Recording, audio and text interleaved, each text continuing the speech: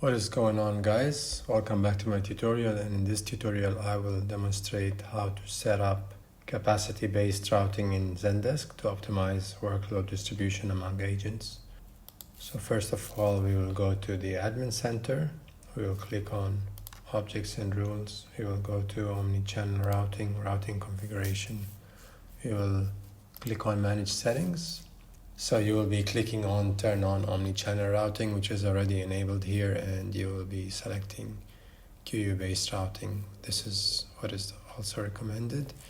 You have a lot of other options here. Well, for the sake of this tutorial, we'll go to capacity rules. So over here, we can configure the limit for tickets per agent to ensure agents can handle their workload efficiently. So for the sake of this tutorial, we will amend the capacities, which is, let's say we will select 6, 4, and we will just keep this as 1, save, and there we have it updated. You have also a whole bunch of other options.